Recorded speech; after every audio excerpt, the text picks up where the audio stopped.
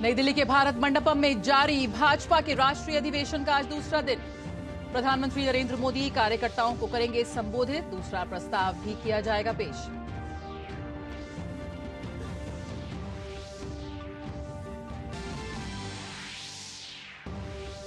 किसानों और सरकार के बीच आज चौथे दौर की होगी बातचीत। हरियाणा के 7 जिलों में 19 फरवरी तक इंटरनेट पर पाबंदी बढ़ी। आंदोलन की वजह से सीमाओं पर लोगों को हो रही है काफी दिक्कतें।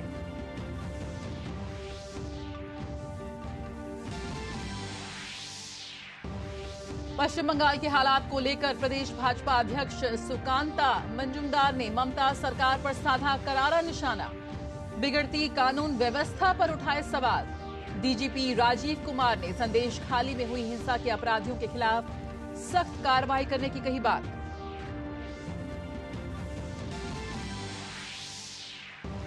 राजकोट टेस्ट के चौथे दिन का खेल जारी। इंग्लैंड पर भारत ने बनाई 340 रन से ज्यादा की बढ़त। शुभमन गिल और कुलदीप यादव क्रीज पर मौजूद।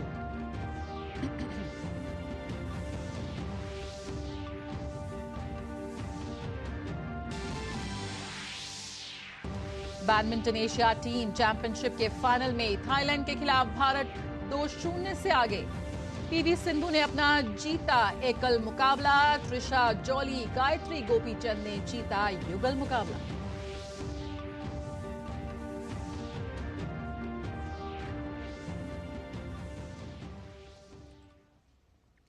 नमस्कार, समाचारों में आप सभी का बहुत स्वागत है। मैं हूं जया सिन्हा। शुरुआत करेंगे इस वक्त की अहम खबर के साथ। नई दिल्ली के भारत मंडपम में जारी भाजपा के राष्ट्रीय अधिवेशन का आज दूसरा दिन है। प्रधानमंत्री अधिवेशन के समापन पर कार्यकर्ताओं को संबोधित करेंगे। साथ ही अधिवेशन में दूसरा प्रस्ताव भी पेश किया जाएगा। इससे पहले कल रक्षा मंत्री राजनाथ सिंह ने राजनीतिक प्रस्ताव रखा, जिसे पारित कर दिया गया। विकसित भारत मोदी की गारंटी नाम से रखे गए प्रस्ताव में मोदी सरकार की तमाम उपलब्धियों का जिक्र किया गया है। प्रस्ताव में कहा गया है कि मोदी जो कहते हैं वे करते हैं।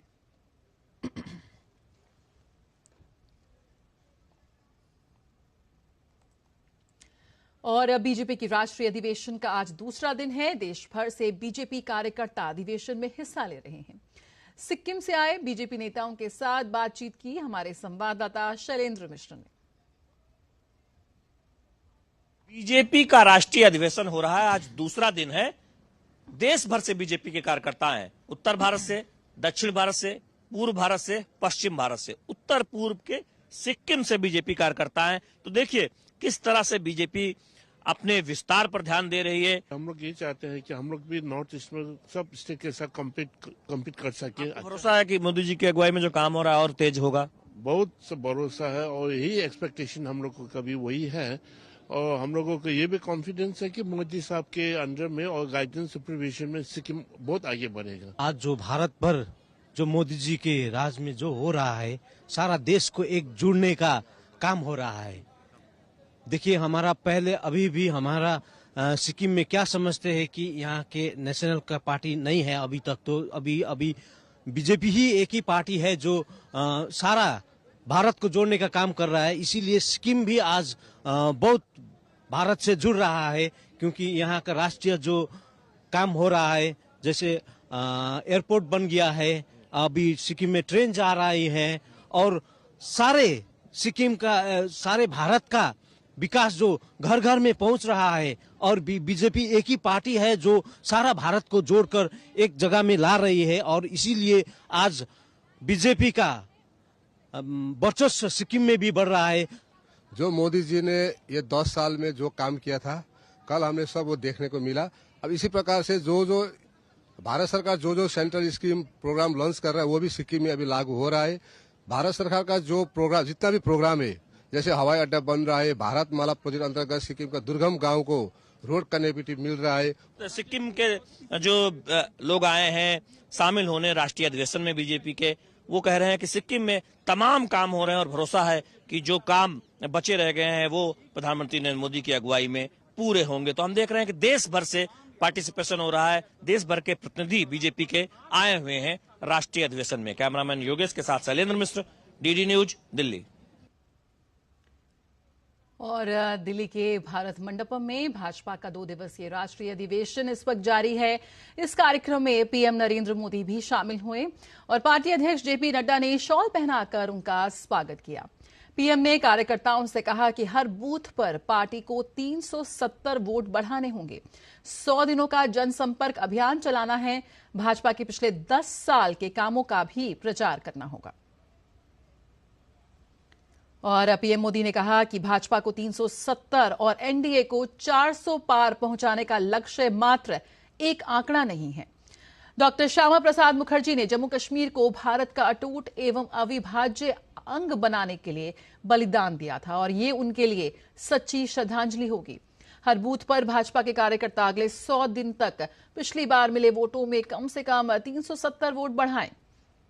उन्होंने कहा कि जो फर्स्ट टाइम वोटर्स हैं उन्हें पूरी ताकत से भाजपा के पक्ष में मतदान के लिए प्रेरित करें। महिलाओं को मात्र एक वोटर नहीं समझें बल्कि माताओं बहनों का आशीर्वाद प्राप्त करें। पीएम ने कहा कि विपक्ष तू मैं की राजनीति करेगा और अनावश्यक आरोपों का कीचड़ उछालेगा, लेकिन हमें गरीब कल्याण के कामों से लेकर विकास की उपलब्धियों के आधार पर जनता का समर्थन हासिल करना है।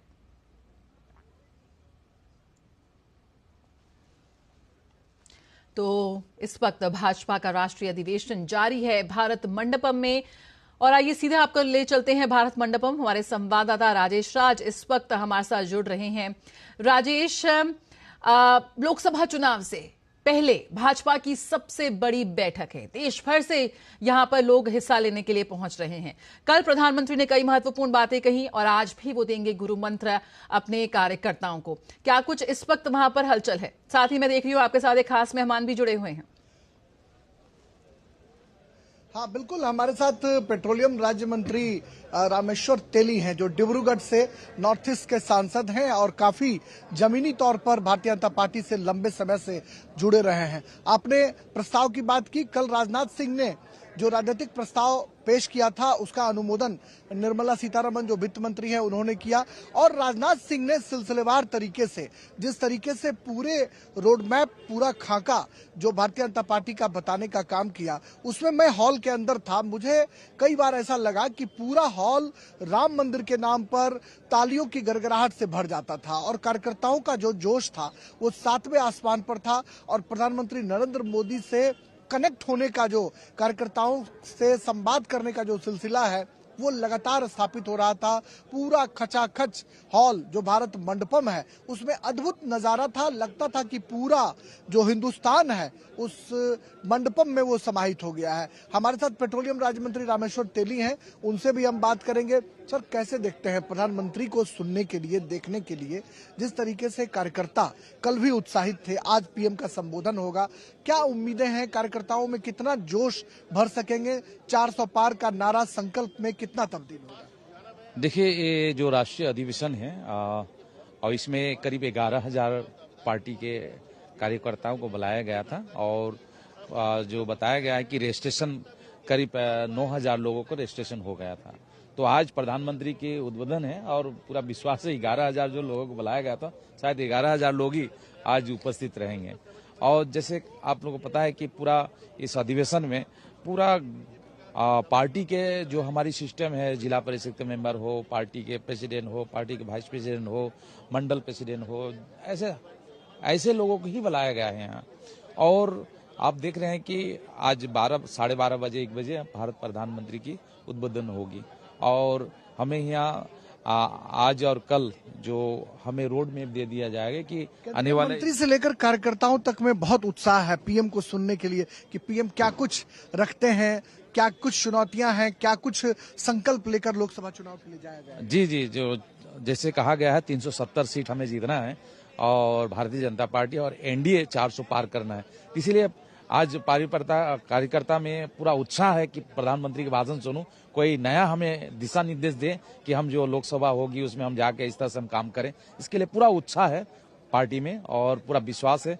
जो मैंने कहा कि 9,000 लोगों को बुलाया गया, 9,000 लोग आज 100% अटेंड रहेंगे और हमारी जो दिशा निर्देश दिया जाएगा उसी से हम काम करेंगे और 370 हम भारतीय जनता पार्टी सीट जीतेंगे और हमारी एनडीए जो है 400 से अधिक हम जीतेंगे। 400 पार का जो नारा दिया है प्रधानमंत्री मोदी ने, उसको केंद्रीय मंत्री रामेश्वर तेली भी कह रहे हैं कि कार्यकर्ता जो है वो उसको आत्मसात कर रहा है और कार्यकर्ताओं का जो जोश है, जुनून है, वो 7वें आसमान पर है। और कल जिस तरीके से राजनाथ सिंह ने प्रधानमंत्री नरेंद्र मोदी को दुनिया भर के मुल्कों में हिंदुस्तान का सम्मान बढ़ाने का क्रेडिट दिया, उनको कहा कि पूरी दुनिया आज भारत को देख रही है, भारत का ग्रोथ रेट जो है वो आगे बढ़ रहा है। विपक्ष का ग्रोथ रेट भले ही पीछे घट रहा हो, लेकिन जो सत्ता पक्ष का ग्रोथ रेट है वो आगे बढ़ रहा है, हिंदुस्तान का ग्रोथ रेट आगे बढ़ रहा है।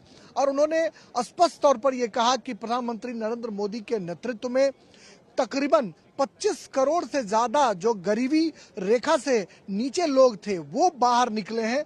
और मोदी की गारंटी का ही कमाल था कि लोगों के बैंक में जनधन खाते या जो खाते खुलते थे उसकी गारंटी देने वाला कोई नहीं होता था, जिसकी वजह से इन मजदूरों या फिर जो गरीब लोग थे उनके पास पहचान का संकट होता था। उस पहचान की संकट से प्रधानमंत्री ने उबारा और उनकी गारंटी की वजह से करोड़ों लोगों के खाते जो हैं वो बैंक में खुल सके, जो कहीं ना कहीं पूरा श्रेय प्रधानमंत्री को राजनाथ सिंह ने दिया। और राजनीतिक प्रस्ताव के बाद आज तमाम लोगों की नजरें रहेंगी। गृह मंत्री एक प्रस्ताव लेकर आएंगे जिसमें विपक्ष को कटघरे में खड़ा करने की कोशिश की जाएगी।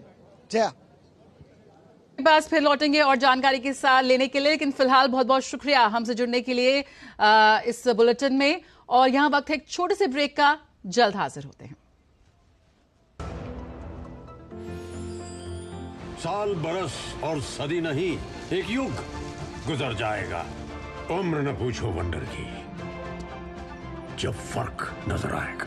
वंडर सीमेंट, फर्क नजर आएगा। हेलो बेटा।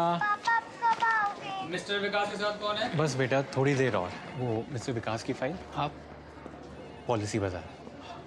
मैम, आपका हेल्थ इंश्योरेंस क्लेम अप्रूव हो गया है, अब आप सर को घर ले जा सकती हैं। क्लेम के टाइम पे हमेशा आपकी हेल्प को तैयार। पॉलिसी बाजार, 1 करोड़ का हेल्थ इंश्योरेंस सिर्फ 390 रुपए महीने से शुरू।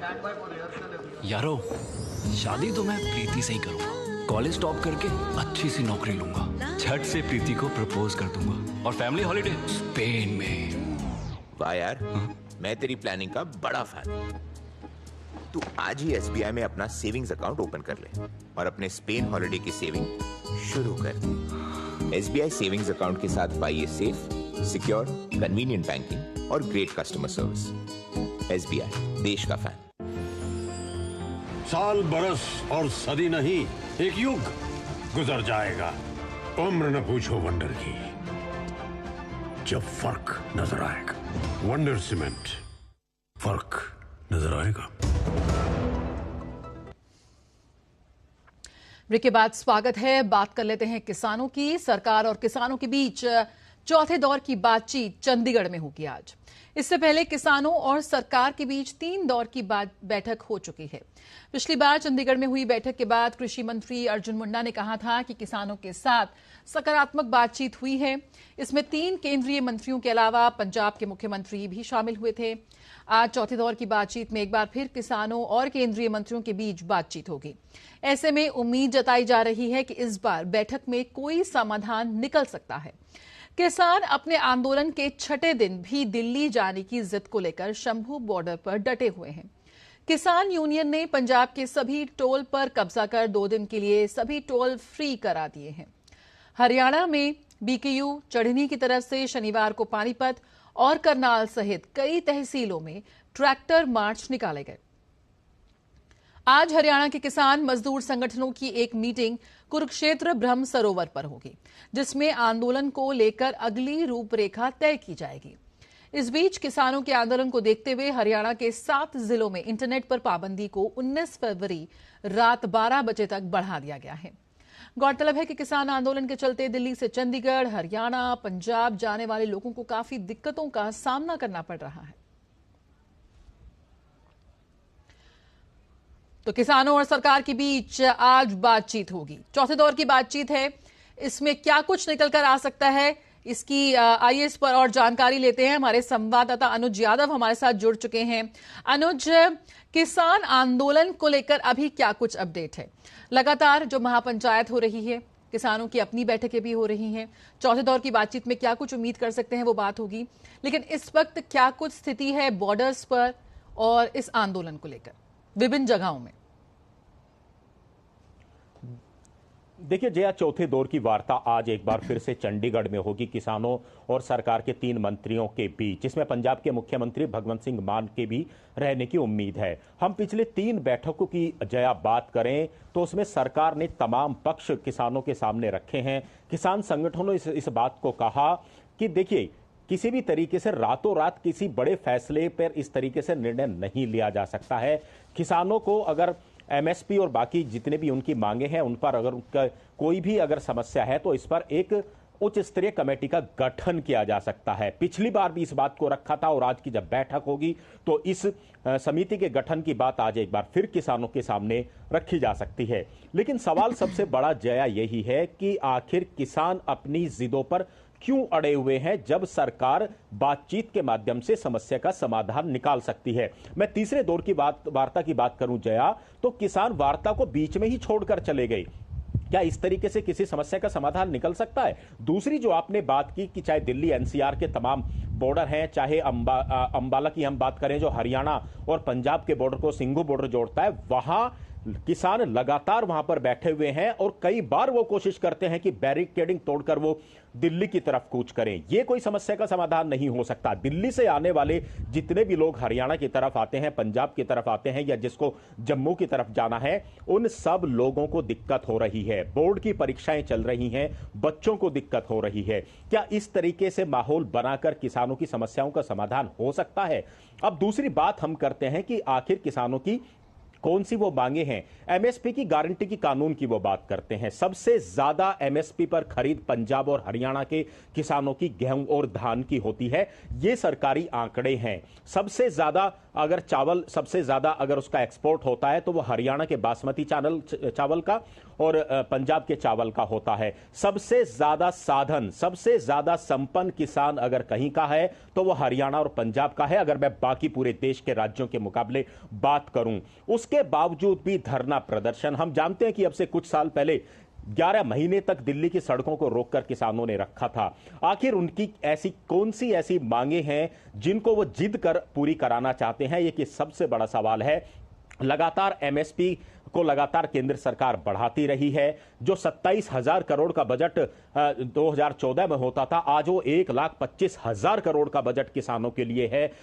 कितनी कल्याणकारी योजनाएं चल रही हैं। किसान सम्मान निधि के माध्यम से किसानों के खातों में पैसा डाला जाता है और उसका जो लाभ है वो हरियाणा और पंजाब के किसानों को भी मिलता है। उसके बावजूद भी इन जिदों पर अड़े रहना ये आज आम जनता के बीच में चर्चा का विषय है। और सबसे बड़ी बात कि देश का किसान नहीं, सिर्फ पंजाब के किसान इस धरना और प्रदर्शन में शामिल है। और जो आज से 2 साल पहले जो किसान संयुक्त मोर्चा बना था, हम जानते हैं कि उसमें भी टूट हो चुकी है। सभी किसान संगठन इसमें शामिल नहीं है। जया, बिल्कुल, जो चेहरे पिछले प्रदर्शन के चेहरे थे वो इस बार इस आंदोलन से नदारद नजर आ रहे हैं। चौथी दौर की बातचीत आज है सरकार और किसानों के बीच में। उसको लेकर क्या कुछ तैयारी आप देख रहे हैं? क्या किसी किसान संगठन से कोई बातचीत, क्या उन्होंने किस तरह की कोई प्रतिक्रिया दी है कि वो इस टकराव को खत्म कर बातचीत करेंगे और शांत मन से इस मुश्किल को, समस्या को सुलझाने में अपना योगदान देते नजर आएंगे? देखिए, केंद्र सरकार के जो 3 मंत्री जिसमें कृषि मंत्री भी शामिल हैं, उन्होंने पहले भी इस बात को कहा था और दिल्ली से भी बयान जारी करके इस बात को कहा था कि हर विचार पर बात करने के लिए जो है सरकार तैयार है। लेकिन अभी पिछले दिनों में हमने कल और परसों जिस तरीके से किसानों की हमने जो प्रदर्शन देखे हैं कि हरियाणा के कुछ इलाकों में ट्रैक्टर से मार्च कर रहे हैं, सारे टोल जितने पंजाब के टोल हैं उन पर कब्जा कर लिया है। जब बातचीत चल रही है, चौथे दौर की आज वार्ता होनी है, तो उसके बावजूद इस तरह की बातें क्यों की जा रही हैं? जो शंभू बॉर्डर की हम बात करें तो कल भी वहां पर इस तरह की कोशिश की गई कि बैरिकेडिंग तोड़कर आगे बढ़ने की कोशिश की गई, खेतों के माध्यम से दिल्ली की तरफ कूच करने की कोशिश की। जब बातचीत करने के लिए सरकार तैयार है और समय भी उसके लिए तय किया गया है, तो फिर इस तरीके से उग्र प्रदर्शन का क्या हल हो सकता है? दूसरी जो बिल्कुल आपने सही सवाल पूछा, अभी जिस तरह की एमएसपी की गारंटी की बात है, कर्जा माफ करने की बात है, जो गांवों के अंदर जो बिजली मीटर्स लगे हैं उनको हटाने की बात है, जो मुक्त व्यापार ट्रेड है, कहते हैं कि उसको खत्म कर दीजिए, जबकि हम सब जानते हैं कि मुक्त व्यापार ट्रेड से किसानों को कितना फायदा वहां पर हो रहा है। आज अंतरराष्ट्रीय बाजार में जो भारत का कृषि उत्पाद है वो निर्यात हो रहा है और 50 अरब डॉलर का कृषि निर्यात आज के समय में होता है। ये बदलते हुए भारत की तस्वीर है, कृषि जगत की बदलती हुई तस्वीर है, किसानों की तकदीर और तस्वीर कैसे बदली है पिछले 10 वर्षों में, ये उसका सबसे बड़ा उदाहरण है कि हम जानते हैं दलहन के मामले में देश जो है बाहर से दूसरे देशों से दालों का जो है आयात करता था, लेकिन दलहन के मामले में भारत आत्मनिर्भर होने जा रहा है और आज एक्सपोर्ट कर रहा है। ये सारी वो तमाम तस्वीरें हैं जो किसान की तकदीर और तस्वीर, जो बदलती हुई तस्वीरें उसको दर्शाते हैं। लेकिन किसान कहते हैं कि अध्यादेश लाकर जो है एमएसपी पर जो गारंटी कानून है उसको लाया जाए। वो सत्र की भी इंतजार नहीं करना चाहते क्योंकि संसद के माध्यम से ही कानून पास होते हैं। इस तरह की जिदों पर अड़े रहना, और सरकार ने बार बार यही समझाने की कोशिश की है कि बड़े फैसले रातों रात किसी एक बैठक में नहीं लिए जाते हैं, इसमें कई स्टेक होल्डर्स होते हैं, उन स्टेक होल्डर्स को शामिल करना होगा। जितने भी प्रतिनिधि किसानों के प्रतिनिधि हैं, आप जिसका नाम देंगे उसको हम शामिल करेंगे। तो कुल मिलाकर एक उम्मीद तो की जानी चाहिए जया कि आज की जो वार्ता है किसान इस बात को समझेंगे और सरकार उनकी बातों पर विचार करने के लिए पूरी तरीके से बार बार कहती है कि वो तैयार है। बिल्कुल, तो सरकार लगातार ये कह रही है कि वो हर मुद्दे पर बातचीत के लिए तैयार है और बातचीत से ही हल निकलेगा। बहुत बहुत शुक्रिया अनुज, फिलहाल इस जानकारी के साथ जुड़ने के लिए। रोजाना कई राज्यों को करोड़ों रुपए का नुकसान हो रहा है इस किसान आंदोलन के चलते। बड़ी संख्या में आमजन जो है वो फंसे हुए हैं बॉर्डर्स पे। ऐसे में क्या ये टकराव खत्म होता है? आज चौथे दौर की बातचीत है, देखने वाली बात होगी। रुकते हैं छोटे से ब्रेक के लिए, जल्द हाजिर होते हैं। साल, बरस और सदी नहीं, एक युग गुजर जाएगा। उम्र न पूछो वंडर की, जब फर्क नजर आएगा। वंडर सीमेंट, फर्क नजर आएगा। मौसम को अपने पैशन के बीच जो नहीं आने देते, मैं उनका फैन हूं। मेरी तरह एसबीआई भी आपका फैन है, इसलिए एसबीआई आपके लिए थोड़ी एक्स्ट्रा मेहनत करता है। तो excellent customer service, assistance to MSMEs और टेक्नोलॉजी ड्रिवन बैंकिंग सॉल्यूशंस। घर छोड़ दूं, एसबीआई बदल रहा है क्योंकि हम एक बदलते देश के फैन हैं। एसबीआई, देश का फैन। ब्रेक के बाद स्वागत है। पश्चिम बंगाल के 24 उत्तरी परगना जिले के संदेशखाली हिंसा में शामिल टीएमसी नेता शिबू हाजरा को पुलिस ने गिरफ्तार किया है। महिलाओं ने हाजरा पर यौन उत्पीड़न के आरोप लगाए। पुलिस ने संदेशखाली हिंसा के मामले में दर्ज की गई एफआईआर में सामूहिक दुष्कर्म की धारा जोड़े जाने के बाद शिबू हाजरा को अरेस्ट किया है। पुलिस ने तृणमूल कांग्रेस नेता शिबू प्रसाद हाजरा को नजात से गिरफ्तार किया। शिबू हाजरा के ऊपर यौन उत्पीड़न के साथ साथ धमकाने और जमीन कब्जाने के आरोप भी हैं। शिबू हाजरा के संदेशखाली में पोल्ट्री फार्म है। आरोप है कि उसने ये पोल्ट्री फार्म सरकारी जमीन के साथ अन्य लोगों की जमीन पर बना रखे हैं। शाहजहां शेख के करीबी होने के कारण लोग उनका विरोध नहीं कर पा रहे थे। संदेशखाली हिंसा के मामले में शाहजहां शेख के अलावा शिबू हाजरा और उत्तम के नाम सामने आए। और पश्चिम बंगाल के डीजीपी राजीव कुमार ने संदेशखाली में हुई हिंसा और महिला उत्पीड़न पर प्रेस कॉन्फ्रेंस करते हुए कहा कि सबूत उपलब्ध होने पर अपराधियों को बख्शा नहीं जाएगा। उन्होंने कहा कि एक महिला ने दुष्कर्म की धारा 164 के तहत बयान दिया है, जिसके आधार पर शिबू हाजरा को गिरफ्तार कर लिया गया है। गौरतलब है कि सीएम ममता बनर्जी ने विधानसभा में संदेशखाली की सारी घटनाओं को मनगढ़ंत बताया था। In a day or two, we will remove 144. We will ensure that the normal life and livelihood people can carry on with. For land grabbing, land related issues, there will be few teams from land department, and from tomorrow onwards they will be visiting places, there will be camps, they will be accepting complaints. Any complaint anyone wants to make, we'll accept that complaint. Even in this case, we have accepted the complaint. Any kind of evidence is there, we will act on it. और पश्चिम बंगाल के संदेशखाली में महिलाओं के साथ यौन उत्पीड़न के मामले पर प्रदेश बीजेपी अध्यक्ष सुकांता मंजुंदार ने ममता सरकार पर करारा निशाना साधा है। हमारे संवाददाता शैलेंद्र मिश्र ने सुकांता मंजुमदार से की खास बातचीत। सर, पश्चिम बंगाल में जो हालात हैं, एससी कमीशन ने कहा है कि राष्ट्रपति शासन लगा दिया जाए। देखिए, एससी कमीशन एक संवैधानिक बॉडी है, इसमें हम कुछ नहीं बोल सकते। उनका जो सजेशन है वो उन्होंने दिया है और इसमें आगे आने वाले समय में होम मिनिस्ट्री और प्रेसिडेंट इसमें अपना जो रूल है, मतलब अपना जो इख्तियार है वो करेंगे। सर, आपको भी चोट लगी जब आप वहां जाने का प्रयास कर रहे थे, क्या? देखिए, वो तो पुलिस के साथ झड़प हुई, आपने देखा, और पुलिस किसी को अलाउ नहीं कर रही। इवन मैं टाकी में था, तो टाकी में जब था तो टाकी में 144 अलाउड, ये प्रोमलगेटेड नहीं था, लेकिन वहां पे भी मुझे रोका गया। जिस तरीके के महिला पुलिस देखकर मुझे वहां से धकेला गया और उसके कारण चोट भी आई और उसके लिए मुझे 2 दिन हॉस्पिटल में, 3 दिन हॉस्पिटल में रहना पड़ा। ये बहुत दुखद घटना है। डेमोक्रेसी कैसी हालत में, आप समझ सकते हैं। बीजेपी अधिवेशन में भी इसकी चर्चा हुई और आप देख रहे हैं कि जो आरोपी है जिसको बीजेपी चाह रही गिरफ्तार हो, उसको तो मिसिंग है, शेख शाहजहां। शेख शाहजहां तो मिसिंग है, दीदी के चहेते भाई है, उनको तो थोड़ी अरेस्ट करेगी दीदी। वोट बैंक की पॉलिटिक्स है, समझ रहे हैं सब। सर, एक अंतिम सवाल। पश्चिम बंगाल बीजेपी ने अनुरोध किया प्रधानमंत्री से वहां दौरा का, जो संदेश खाली के पास ही जो उत्तर परगना है, क्या है पूरा कार्यक्रम और क्या अनुरोध? नॉर्थ 24 परगना में प्रधानमंत्री 7 को शायद आ रहे हैं, मतलब अभी तक फाइनलाइजेशन नहीं हुआ, जब तक उनके ऑफिस से नहीं है हम बोल नहीं सकते। अभी प्रोबेबली आप पकड़ लीजिए 7 को माननीय प्रधानमंत्री जी बारासात में आएंगे और वहाँ पे रैली करेंगे वोमेन्स की। पश्चिम बंगाल बीजेपी ने अनुरोध किया प्रधानमंत्री से वहां पर महिलाओं की एक रैली करने का, और अगर वहां से मंजूरी मिली तो 7 मार्च को प्रधानमंत्री का दौरा लगेगा। ये अनुरोध किया गया है पश्चिम बंगाल बीजेपी की तरफ से, और पश्चिम बंगाल में जो हालत है वो ठीक नहीं है। ममता बनर्जी सरकार पर आरोप लगा रहे हैं। सुकांता मजुमदार, कैमरामैन योगेश के साथ शैलेंद्र मिश्र, डीडी न्यूज, दिल्ली। और पश्चिम बंगाल में कानून व्यवस्था पर लगातार सवाल उठ रहे हैं।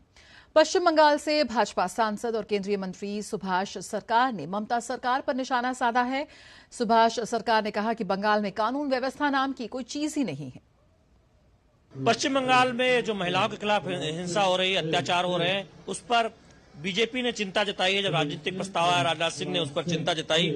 आज दूसरा प्रस्ताव आना है। हमारे साथ हैं सुभाष सरकार जी, जो पश्चिम बंगाल से सांसद हैं, केंद्र में मंत्री हैं। सर, पश्चिम बंगाल में संदेश खाली को लेकर हम देख रहे हैं कि ममता बनर्जी पर आप लोग आरोप लगा रहे हैं। पश्चिम बंगाल में संदेश खाली तो अभी एक विस्फोट हो गया। ऐसे विस्फोट सारे अंदर हर राज्य में, हर जिला में है। हम भाजपा बहुत दिनों से कह रहे हैं बंगाल का स्थिति इस प्रकार है। ये आप अभी जनता के पास आ गया। हमारे राष्ट्रीय अधिवेशन में भी इसका चर्चा हुआ, प्रस्ताव के अंदर भी है। निश्चित रूप से आप देखिए, बंगाल में कोई लॉ एंड ऑर्डर नहीं है। एक तरफ उनको अरेस्ट किया और दूसरे तरफ मुख्यमंत्री ने असेंबली में कहते हैं Shahjahan is a good person, वो अच्छे लड़का है। ये कैसे हो सकता है? एक तरफ उनको जो साथी शिबू उत्तम, उसको अरेस्ट भी किया, और दूसरी तरफ उनको जो बॉस, उनको सर्टिफिकेट देते हैं। तो मन में क्या है? इंक्वायरी में उसको छूट दे देंगे।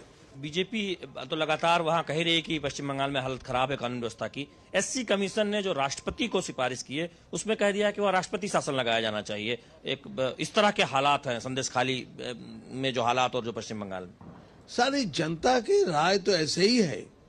पश्चिम बंगाल की जनता चाहते हैं बंगाल में प्रेसिडेंशियल रूल हो जाए।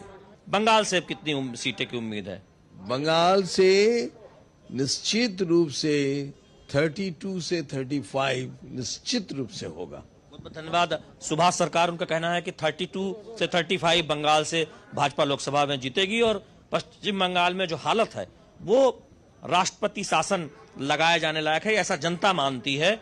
और एक केवल संदेश खाली नहीं, पश्चिम बंगाल में कई जगहों पर इस तरह की घटनाएं हुई हैं, महिलाओं के खिलाफ अत्याचार हो रहा है। कैमरामैन योगेश के साथ शैलेंद्र मिश्र, डीडी न्यूज, दिल्ली। और पश्चिम बंगाल के डीजीपी राजीव कुमार ने संदेश खाली में हुई हिंसा और महिला उत्पीड़न पर प्रेस कॉन्फ्रेंस में कहा कि सबूत उपलब्ध होने पर अपराधियों को बख्शा नहीं जाएगा। उन्होंने कहा कि एक महिला ने दुष्कर्म की धारा 164 के तहत बयान दिया है और उसके आधार पर शिबू हाजरा को गिरफ्तार कर लिया गया है। She had not made any kind of allegation of, but during what we have come to know in a 164 before a magistrate, she has made one statement we have added this thing, and we will bring all the perpetrators to the book, whosoever he is. That is the thing. और हमारे संवाददाता प्रसन्नजीत बख्शी इस वक्त हमारे साथ और जानकारी के साथ जुड़ रहे हैं। प्रसन्नजीत बख्शी, राजीव कुमार यहां पे कह रहे हैं कि जांच की जाएगी और जांच के बाद सबूतों के आधार पर जो भी दोषी होगा उसे बख्शा नहीं जाएगा, लेकिन सवाल यहां पे यही है कि जांच कैसे होगी जब लगातार जो पुलिस प्रशासन है वही सवालिया निशान में घिरा हुआ है। ऐसे में किस तरह से जांच होगी? जो तमाम पीड़ित हैं वो इतने डरे हुए हैं, सहमे हुए हैं, निकलकर बाहर नहीं आ रहे हैं। ऐसे में कैसे होगी ये जांच? क्या कुछ स्थिति है इस वक्त? देखिए जया, पहले तो ये बता दूं कि किस आधार पर शिबू हजरा को कल गिरफ्तार किया गया और किस तरह से गिरफ्तार किया गया, इसका जवाब शायद देना जरूरी है डीजीपी राजीव कुमार की तरफ से। पिछले इतने दिनों से, मतलब 9 या 8 तारीख से शिबू हजरा गायब हो गया था और कल डीजीपी का प्रेस कॉन्फ्रेंस की 15 मिनट बाद शिबू हजरा गिरफ्तार हो गया। क्या डीजीपी राजीव कुमार साहब समझते हैं कि लोग जो है वो लोग इतना बेवकूफ है कि वो कुछ कहेंगे और लोग मान लेंगे? पहली बात तो ये, ऐसे ही सवाल लोगों का मन में है कि कब इसी तरह से शेख शाहजहां को भी अरेस्ट दिखाया जाएगा, उसके लिए क्या क्या रास्ता बनाया जा रहा है, उसके लिए क्या क्या जो सफाई है वो सफाई बनाया जा रहा है। जो आरोप महिलाओं ने कुछ दिन पहले और आज तक आरोप जिन महिलाओं ने हमारे सामने रखे हैं, उस आरोप में इस तरह से एविडेंस देना किसी पत्रकार की काम नहीं है। जो बात हमने यहाँ पे दिखा नहीं सकते, डीजीपी ने प्रेस कॉन्फ्रेंस में जो बात की है, उन्होंने पत्रकारों को कहा कि आप एविडेंस दीजिए, आप इस तरह से बात को अतिरंजित मत कीजिए, मतलब बात को जरूरत से ज्यादा मीडिया की तरफ से फ्लेयर अप किया जा रहा है, ऐसी बात डीजीपी की तरफ से बताया गया है। बात यह है कि एक तरफ विधानसभा के अंदर चीफ मिनिस्टर ममता बनर्जी ने कह चुकी है कि सारे के सारे मनगढ़ंत है, जबकि एक महिला जाके मैजिस्ट्रेट के सामने धारा 164 के तहत पूरी तरह से रेप की बयान कर चुकी है और इसके बाद पुलिस के सामने शिबू हजरा को गिरफ्तार करने के अलावा, नहीं तो मैं बताऊं कि उनको गिरफ्तार दिखाने के अलावा, मतलब वो तो संरक्षण में ही है लोगों का ये कहना है, उनको गिरफ्तार दिखाने के अलावा पुलिस के पास और कोई चारा नहीं था। तो अब इंतजार है कि इसी तरह से कि महिलाओं ने किस तरह से शेख शाहजहां की, उन्होंने ये भी कहा अपने प्रेस कॉन्फ्रेंस में कि ईडी तो शेख शाहजहां को गिरफ्तार कर सकती थी। मेरा समझ में ये नहीं आया, मुझ जैसे बेवकूफ पत्रकारों को यह समझ में नहीं आया, ईडी का काम है इकोनॉमिक ऑफेंस के बारे में काम करना, लेकिन जो लॉ एंड ऑर्डर की स्थिति है, लॉ एंड ऑर्डर के बारे में लोगों का शिकायत है, उसके बारे में अरेस्ट तो पुलिस ही कर सकती है, उसमें ईडी का क्या काम है? ईडी उसमें क्यों फंस जाए गिरफ्तार करने के लिए? मतलब आप देखिए कि जब लोगों के आक्रोश के कारण तृणमूल कांग्रेस, पुलिस, मतलब शासन और प्रशासन दबाव में है, तो एक तरह से ये एक ऐसी स्थिति बन गया है कि चीफ मिनिस्टर कुछ कह रही है, डीजीपी कुछ कह रहे हैं, इनको समझ में नहीं आ रहा है कि किसको जो लोगों को संरक्षण में रखा गया है उनमें से किसको गिरफ्तार दिखाए और किसको ना दिखाए। अब तक हिंदू उत्तम सरदार और हिंदू शिव प्रसाद हजरा को सैक्रिफाइस किया गया, अब मुसलमान शेख शाहजहां को सैक्रिफाइस करने से वोट बैंक के ऊपर क्या असर होगी? तो ये सब अभी कैलकुलेशन जारी है। आज दो मंत्री और एक बिल्कुल प्रसन्नजीत, इस समय संदेश खाली की क्या स्थिति है? लगातार ये बात सामने आ रही है, धारा 144 लागू है, कोई बाहरी व्यक्ति वहां जा नहीं सकता, लेकिन जो पीड़ित हैं, जो गवाह हैं, उन्हें धमकाने का काम जारी है। ऐसे में इस वक्त क्या कुछ स्थिति है संदेश खाली और उसके आसपास के इलाकों की? स्थिति ऐसी है कि सब धारा 144 विथड्रॉ हो जाए, इसी के इंतजार में है, इसीलिए मैं फिर से मैं स्थिति को समझाने के लिए डीजीपी का प्रेस कॉन्फ्रेंस के रेफरेंस दे रहा हूं कि उन्होंने कह रहा है कि आज से, जो डीजीपी का कहने का बात नहीं है, वो एडमिनिस्ट्रेशन का कहने का बात है। डीजीपी का कहना है कि लैंड डिपार्टमेंट की लोग आज से संदेश खाली में होंगे। क्या ये कहना डीजीपी का काम है? ये तो प्रशासन की काम है। मतलब आप समझ लीजिए, धारा 144 कायम रखे, संदेश खाली को पूरे देश से कट करके वहां पे पहले पुलिस की तरफ से, अब आप लैंड रिफॉर्म या लैंड डिपार्टमेंट की तरफ से लोगों को बैठाया जा रहा है और ये जो लोगों की आरोप है उसका रिकॉर्डिंग किया जाएगा। मतलब इनके कोई गार्जियन नहीं है वहां पे, सिर्फ तृणमूल कांग्रेस की नेता लोग हैं।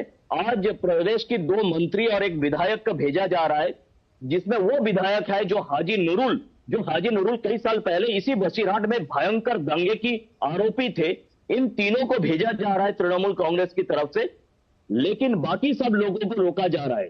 बीजेपी की लोगों को रोका जा रहा है, तृणमूल कांग्रेस के लोगों को रोका जा रहा है, बाकी सब लोगों को रोका जा रहा है। तो जहां ये मैं समझाने की कोशिश आपको कर रहा हूं कि संदेश खाली के लोग उसी तरह से आज भी अपने आप को माने ऐसे लोगों की चंगुल में पा रहा है कि जिन्होंने पिछले कई सालों से उनके ऊपर पीड़न किया है, उत्पीड़न किया है तरह तरह की। आज भी उनके पास पुलिस के तरफ से कोई भी मदद मिलने की उम्मीद नहीं है और इस तरह से तृणमूल के लोगों को भेजकर, पुलिस की मेल ऑफिसर्स को भेजकर और लैंड डिपार्टमेंट के लोगों को भेजकर इन सारे लोगों के ऊपर दबाव डालने की कोशिश किया जा रहा है कि जो आरोप आप लोगों ने लगाए हैं उस आरोप का एविडेंस लेके आइए। ये जो एविडेंस की दबाव है, ये दबाव काफी खतरनाक दबाव है जया। पर ये एविडेंस आम जन या महिलाएं थोड़ी ना लाएंगी, एविडेंस तो पुलिस को लाना होगा।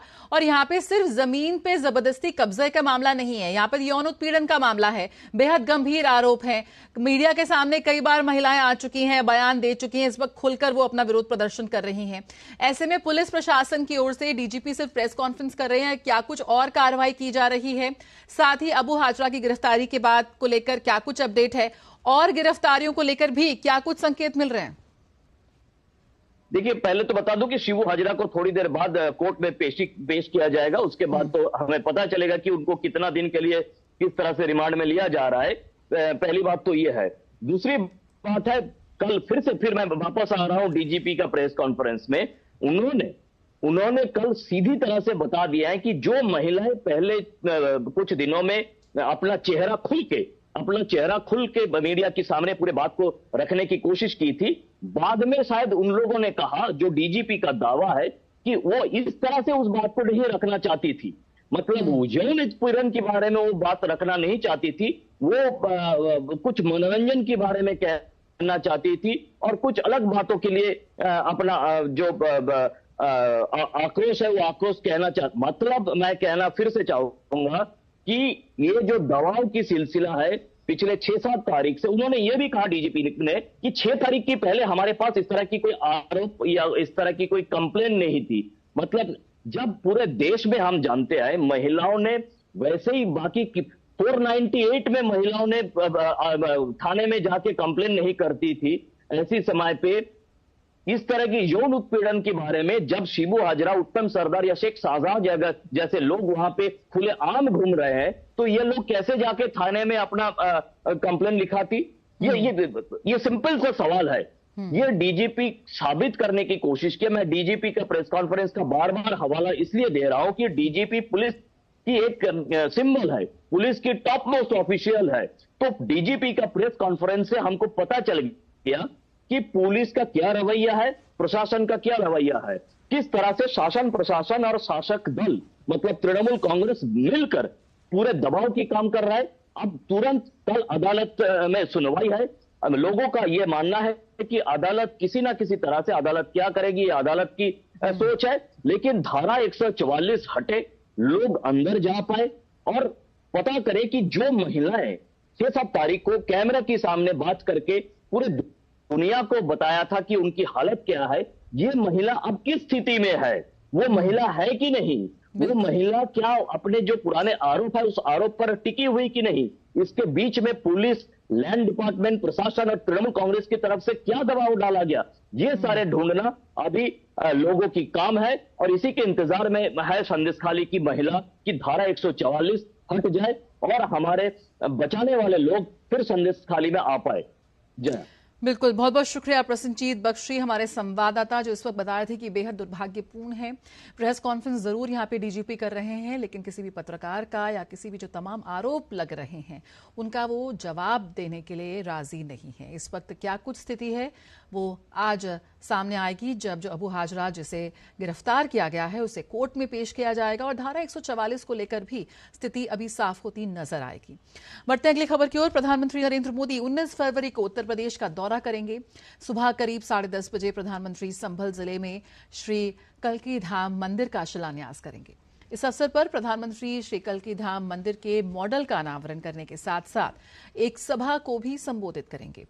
श्री कल्की धाम का निर्माण श्री कल्की धाम निर्माण ट्रस्ट द्वारा किया जा रहा है, जिसके अध्यक्ष आचार्य प्रमोद कृष्णन हैं।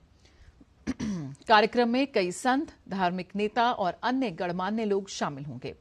फरवरी 2023 में आयोजित यूपी ग्लोबल इन्वेस्टर्स समिट 2023 के दौरान प्राप्त निवेश प्रस्तावों के चौथे ग्राउंड ब्रेकिंग समारोह में प्रधानमंत्री पूरे उत्तर प्रदेश में 10 लाख करोड़ रुपए से अधिक की 14,000 परियोजनाओं का शुभारंभ करेंगे। ये परियोजनाएं विनिर्माण, नवीकरणीय ऊर्जा, आईटी और आईटीएस, खाद्य प्रसंस्करण, आवास और रियल एस्टेट, आतिथ्य और मनोरंजन, शिक्षा जैसे क्षेत्रों से संबंधित हैं। कार्यक्रम में लगभग 5,000 प्रतिभागी भाग लेंगे, जिनमें कई प्रसिद्ध उद्योगपति, शीर्ष वैश्विक और भारतीय कंपनियों के प्रतिनिधि, राजदूत और उच्चायुक्त और अन्य प्रतिष्ठित अतिथि शामिल होंगे।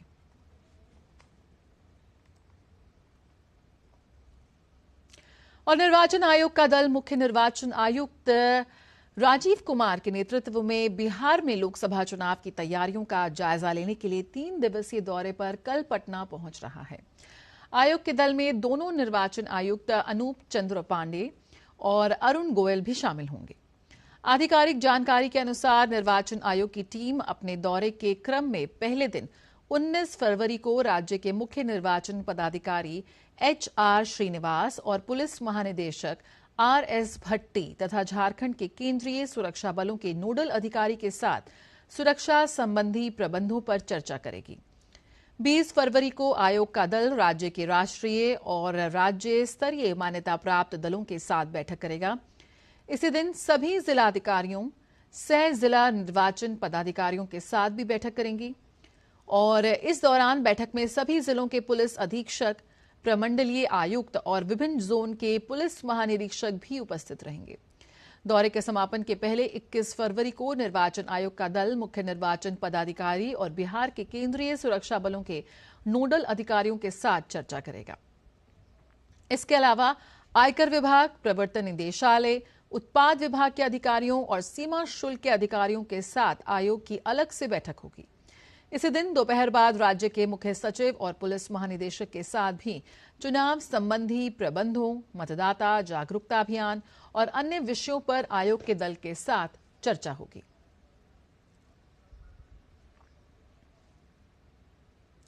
और चंपाई सुरेन मंत्रिमंडल विस्तार के साथ ही सत्तारूढ़ गठबंधन में घमासान मच गया है।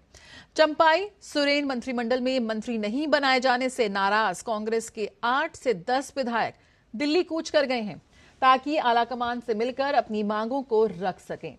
झारखंड मुक्ति मोर्चा के विधायक बैजनाथ राम भी अपने बगावती तेवर दिखा रहे हैं। उन्होंने संकेत दिया है कि मंत्री नहीं बनाए जाने की स्थिति में वे कोई बड़ा फैसला ले सकते हैं। इधर दिल्ली पहुंचे झारखंड के मुख्यमंत्री चंपाई सोरेन ने कहा कि ये कांग्रेस का अंदरूनी मामला है और झारखंड में महागठबंधन सरकार पर कोई खतरा नहीं है। रांची से दिवाकर कुमार हमारे साथ जुड़ रहे हैं और जानकारी के साथ।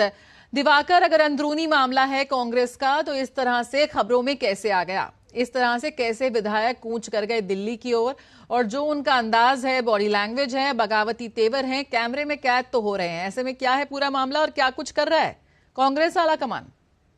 देखिए, झारखंड में हेमंत सोरेन की सरकार जाने के बाद, हेमंत सोरेन जब ईडी की गिरफ्त में पहुंचे तो उसके बाद यहाँ पे नई सरकार का गठन हुआ है और जब से ये सरकार का गठन हुआ है उस समय से ही एक तरीके से जो असंतोष के बादल है वो लगातार इस सरकार पर दिख रहे हैं। इसी वजह से जो मंत्रिमंडल का जो विस्तार था वो करीब हम कह सकते हैं कि 2 हफ्ते बाद हो सका। तो आप समझ सकते हैं कि किस तरीके से जो है वो विधायक जो है वो एक तरीके से गोलबंद नहीं हो पाए हैं, सख्त नहीं हो पाए हैं, और लगातार इस तरह की खबरें, लगातार मीडिया में अटकलें का बाजार ये गर्म था, और लगातार जो विधायक थे उनके तरफ से भी ये बयानबाजी हो रही थी कि अगर उन्हें इस बार मौका मंत्रिमंडल में नहीं मिलता है तो वो बगावती सुर अपना सकते हैं, और इसकी झलक लगातार देखने को मिल रही है। जब मंत्रिमंडल का विस्तार हो रहा था तो आने फानन में जब लगातार जब मंत्री का एक जो वारंट जारी होता है वो जब जारी हो गया तो उसमें से एकाएक जब शपथ ग्रहण समारोह होता है उस वक्त वैद्यनाथ राम जो जेएमएम कोटे से मंत्री बनने वाले थे वो नदारत नजर आते हैं, और उसके बाद ये खबरें और जो लगातार जो शंकाएं व्यक्त हो रही थी कि सरकार में कुछ ना कुछ सही नहीं है, वो उस समय उसको बल मिला था। और उसके बाद से जैसे ही शपथ ग्रहण खत्म होता है, जो कांग्रेस खेमे के जो मंत्री थे, जो आस लगा के बैठे हुए थे, जो विधायक थे, उनको उम्मीद थी कि इस बार उन्हें मौका मिल सकता है क्योंकि सरकार का 9 से 10 महीना ही बचा है। वैसे में लगातार ये आवाज उठ रहे थे कि जो कांग्रेस खेमे के मंत्री हैं उनका परफॉर्मेंस अच्छा नहीं है, वैसे में नए चेहरे जो है उन्हें मौका मिलना चाहिए, और इस बात को थोड़ी सी बल भी मिल रही थी। और कांग्रेस खेमे से जो जानकारी मिल रही थी कि कुछ चेहरे बदल सकते हैं, लेकिन अंतिम वक्त में वो पुराने चेहरे ही सामने आए। चंपई सोरेन सरकार में, जो हेमंत सोरेन सरकार में मंत्री थे, तो उसके बाद जो विधायक थे, जो तमाम एक तरीके से जो युवा विधायक माने जा रहे थे, उन लोगों ने बगावती तेवर अपना लिया। रात में ही उन्होंने पहले सर्किट हाउस में बैठक की, उसके बाद वो होटलों में सब लोग शिफ्ट कर गए। तो लगातार ये जो बैठकों का सिलसिला जारी है, और उसके बाद कल दोपहर बाद सभी के सभी जब मुख्यमंत्री चंपई सोरेन दिल्ली में इंडी गठबंधन की बैठक में शामिल होने के लिए जाते हैं तो पीछे से सारे विधायक भी जो कांग्रेस खेमे के हैं वो पहुंच जाते हैं, और वो कांग्रेस के जो प्रदेश अध्यक्ष हैं उससे नाराजगी जाहिर कर रहे हैं और कह रहे हैं कि आला कमान से मुलाकात करने के बाद ही वो अंतिम फैसला लेंगे। लेकिन फिलहाल कांग्रेस में जो है वो एक तरीके से हम कह सकते हैं कि टूट की स्थिति भी पैदा हो गई, क्योंकि आधे से ज्यादा विधायक वो दिल्ली लामबंद होकर निकल चुके हैं। जी बिल्कुल दिवाकर, यहाँ पर 12 विधायकों का आंकड़ा सामने आ रहा है, गिनती जो आ रही है वो 12 विधायकों की जो इस वक्त बागी सुर अपनाए हुए हैं। बजट सत्र में भी उन्होंने शामिल होने से मना कर दिया, दिल्ली कूच कर रहे हैं, खबरें आ रही हैं कि बैंगलोर भी जा सकते हैं। तो क्या कुछ इनकी लोकेशन को लेकर अपडेट है? साथ ही ऐसे में जब वो नाखुश थे तो ऐसे में मुख्यमंत्री का क्या इस वक्त उनकी रणनीति चल रही है मनाने की विधायकों को? देखिए, मुख्यमंत्री तो दिल्ली खुद ही चले गए हैं, और वो क्योंकि चूंकि सीएम बनने के बाद करीब आप कह सकते हैं कि 20 दिनों के बाद वो दिल्ली पहुंच रहे हैं, 15 दिनों के बाद दिल्ली पहुंच रहे हैं। और उसके बाद कहा जा रहा है कि जैसे चूंकि झारखंड मुक्ति मोर्चा के साथ साथ यहाँ सरकार में कांग्रेस भी है और साथ ही साथ आरजेडी भी है, तो आला कमान से वहां मिलने गए हैं। और कांग्रेस खेमे से चूंकि लगातार ये खबरें आ रही हैं कि कांग्रेस में कहीं ना कहीं जो है असमंजस की स्थिति पैदा हो गई है, विधायक एकजुट नहीं है, और कंट्रोल जो है झारखंड में वो एक तरीके से लग रहा है हिला हुआ है। तो वैसे में वो गए हैं, और शायद इंडी गठबंधन के मुलाकात के बाद संभावना है कि राहुल गांधी से भी चंपई सोरेन की मुलाकात हो सकती है और इन तमाम बिंदुओं पर चर्चा होगी। लेकिन फिलहाल अभी जो चंपई सोरेन ने मीडिया से बात की है, उन्होंने साफ तौर पर कहा है कि ये कांग्रेस का अंदरूनी मामला है और वो सलटा लेंगे। लेकिन ऐसा नहीं है कि सिर्फ कांग्रेस का अंदरूनी मामला है और कांग्रेस ही सिर्फ जनाधार जो है उनमें टूट की स्थिति पैदा हो रखी है। लेकिन जेएमएम खेमे में भी वैद्यनाथ राम का नाम चूंकि लास्ट समय में काट दिया गया तो वो भी नाराज बताए जा रहे हैं। साथ ही साथ जो हम कह सकते हैं कि सीता सोरेन है, जो हेमंत सोरेन की भाभी हुआ करती, उनका भी नाम दौर में था और उन्होंने ही विरोध किया था कि कल्पना सोरेन को मुख्यमंत्री नहीं बनना चाहिए। तो वो भी लगातार आवाज बुलंद की हुई, लेकिन उनको सेटल करने की कोशिश अभी जेएमएम की स्तर पर हो रही है। लेकिन वैद्यनाथ राम आज प्रेस कॉन्फ्रेंस करने वाले हैं और देखना होगा कि वो क्या कुछ करते हैं, क्योंकि दबाव की राजनीति लगातार पिछले 2 दिनों से वो बनाए हुए हैं कि अगर उन्हें मंत्रिमंडल में शामिल नहीं किया जाता है तो वो बगावती सुर के साथ कोई बड़ा फैसला भी ले सकते हैं। तो आप समझ सकते हैं कि झारखंड में जो हम कह सकते हैं कि पिछले 15-20 दिनों से जो गतिविधियां चली आ रही है, जो राजनीतिक क्राइसिस की स्थिति जो यहाँ पर चली आ रही है कि किस तरीके से जो सत्ता पक्ष है वो अपने विधायकों को एकजुट रख पाता है, अब वो सत्ता सुख के भरोसे वो किस तरीके से जो विधायक है वो क्या कुछ करते हैं, ये देखने वाली बात होगी। लेकिन फिलहाल दोनों पार्टियों में जो हम कह सकते हैं असंतोष के बादल है वो लगातार साफ देखने को मिल रही है। और कांग्रेस में तो जो स्थिति बनी है वो लगता है कि कहीं पार्टी टूट ना जाए। बिल्कुल दिवाकर, अगर ये मुश्किल की स्थिति बनी रहती है, अगर यहां पर टूट की स्थिति आती है तो क्या कुछ आंकड़े कहते हैं इस पर? देखिए, आंकड़े कहते हैं अगर टूट की स्थिति बन जाती है तो फिर हम नहीं कह सकते कि सरकार सेफ है, मतलब चंपई सोरेन की सरकार चली जाएगी। लेकिन लगातार मनाने की कोशिश हो रही है और कांग्रेस का कुनबा आप देख सकते हैं कि किस तरीके से बिखर रहा है। लगता है कि जो ऊपर लेवल पर एक मैनेजमेंट होना चाहिए कांग्रेस में, वो मैनेजमेंट की कहीं ना कहीं क्राइसिस की स्थिति नजर आती है। जो विधायक होते हैं वो सीधे प्लेटफॉर्म पर नहीं जाकर मीडिया से भी बात करते हैं और अपनी बात रख देते हैं। तो इस तरीके से जो लगातार जो खबरें हैं वो कांग्रेस खेमे से निकल के आ रही है कि पार्टी के आधे से ज्यादा विधायक है वो नाराज हैं और वो सत्ता सुख के लिए कुछ भी कर सकते हैं। तो आप समझ सकते हैं कि झारखंड में आने वाले दिनों में अभी और भी कुछ लगता है कि होना बाकी है। जी बिल्कुल, बहुत बहुत शुक्रिया इस जानकारी के साथ जुड़ने के लिए दिवाकर। तो क्या झारखंड में टूट जाएगी कांग्रेस? चंपाई सरकार के लिए यहां पर मुश्किल की घड़ी सामने आ रही है। चलिए आगे आपको बताएंगे इस बारे में और जानकारी। फिलहाल अगर खबरों में आगे बढ़ते हैं, प्रधानमंत्री नरेंद्र मोदी ने आचार्य श्री 108 विद्यासागर जी महाराज के निधन पर शोक व्यक्त करते हुए अपने सोशल मीडिया प्लेटफॉर्म एक्स पर लिखा है।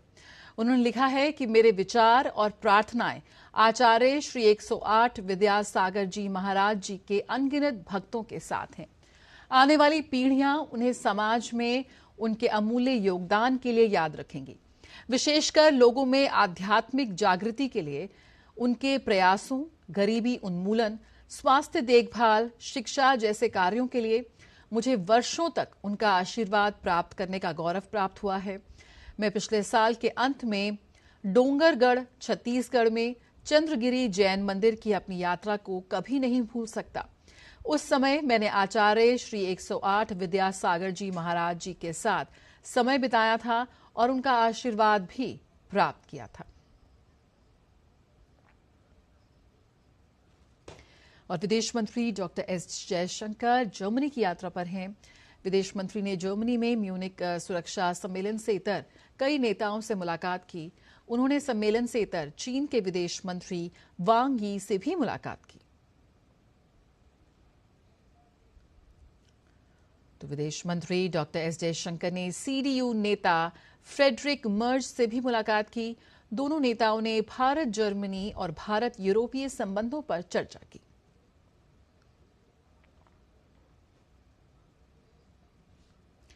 विदेश मंत्री डॉक्टर एस जयशंकर ने जर्मनी के सुरक्षा और विदेश नीति सलाहकार जेन्स प्लाटनर से भी मुलाकात की। और विदेश मंत्री एस जयशंकर ने अमेरिका के पूर्व विदेश मंत्री माइक पोम्पियो से भी मुलाकात की। दोनों नेताओं ने समसामयिक मुद्दों पर विचारों का आदान प्रदान किया। विदेश मंत्री डॉक्टर एस जयशंकर ने सऊदी अरब के विदेश मंत्री प्रिंस फैसल बिन फरहान के साथ भी बैठक की, जिसमें कनेक्टिविटी के साथ पश्चिम एशिया की स्थिति और रणनीतिक साझेदारी पर चर्चा हुई।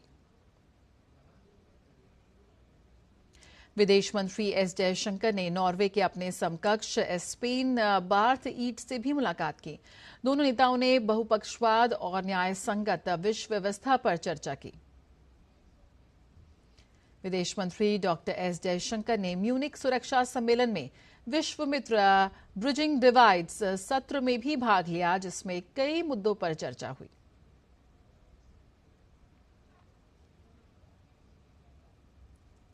और ग्रीस के प्रधानमंत्री किरियाकोस मित्सोताकिस 21 फरवरी से भारत की 2 दिन की यात्रा पर रहेंगे।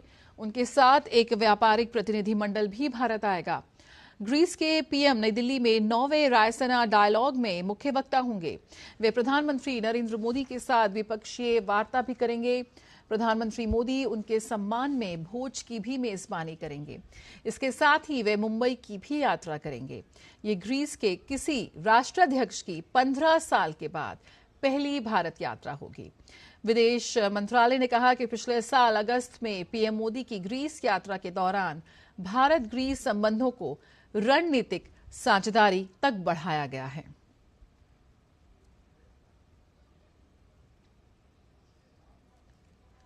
सूचना और प्रसारण मंत्रालय के सचिव संजय जाजू ने हैदराबाद में विकसित भारत संकल्प यात्रा के कार्यक्रम में भाग लिया। इस दौरान उन्होंने कई लाभार्थियों से बातचीत भी की। इस यात्रा का उद्देश्य विभिन्न सरकारी कार्यक्रमों और योजनाओं से लोगों को अवगत कराना है। साथ ही ये देश के प्रत्येक नागरिक को सशक्त बनाने और 2047 तक भारत को विकसित राष्ट्र बनाने के लक्ष्य के करीब लाने का संकल्प है। भारत और इंग्लैंड के बीच राजकोट में खेले जा रहे तीसरे टेस्ट मैच का चौथा दिन है। टीम इंडिया आज 196 रन से उसने आगे खेलना शुरू किया है। ताजा समाचार मिलने तक 3 विकेट गंवाकर 258 रन बना लिए हैं टीम इंडिया ने। और इससे पहले कल भारतीय टीम को पहली पारी के आधार पर 322 रन की बढ़त हासिल हुई थी। दूसरी पारी में ओपनिंग करने उतरे रोहित शर्मा कुछ खास नहीं कर पाए थे। वे 19 रन बनाकर जो रूट की गेंद पर आउट हुए। और इसके बाद यशस्वी जायसवाल और शुभमन गिल ने मोर्चा संभाला। यशस्वी जायसवाल शतक लगाने में कामयाब रहे। हालांकि 104 के स्कोर पर यशस्वी रिटायर्ड हर्ट हो गए। भारत का दूसरा विकेट रजत पाटीदार के रूप में सामने आया।